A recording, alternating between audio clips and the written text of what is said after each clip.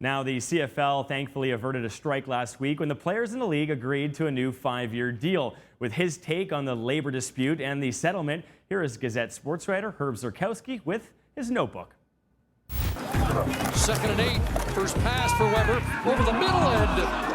I think the problem with this agreement was that Scott Flory, the new president of the Players Association, came in and unfortunately basically had his chest out, promising this, promising that, like a good politician. And in the end, he really didn't deliver on too many of his campaign promises. I think that's what upset a lot of the players. They felt like this was the time to strike. A new stadium in Winnipeg, another team in Ottawa, a new stadium in Hamilton, and of course that very lucrative TV deal. They just wanted a fair piece of the pie. The union did not get much of what they wanted from a financial point of view, I'm afraid. They came in very high. They wanted a $6.24 million salary cap to begin with. They only got $5 million to start with. They wanted to devise a plan where they shared in the revenue. They wanted that revenue sharing plan to kick in at $12 million after 2 years.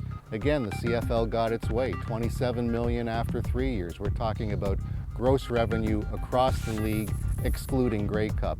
The owners basically got everything they wanted. 2nd and long, Riley time over the middle. Shea Every has the interception.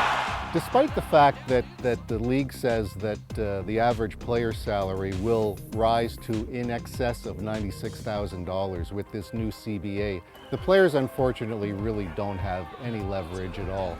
The problem is that they work for 6 months, which means they get paid for 6 months, and it's really difficult on a lot of these guys to go the entire winter without being paid. They have to manage their money. A lot of them just aren't capable of doing that, unfortunately. So they come to June, the start of the season, the start of training camp. They really rely on their checks, their game checks coming in at the end of the month. The owners, of course, realized this, called their bluff, and won. They knew that the players would miss their salaries. Second man through is Whitaker to the goal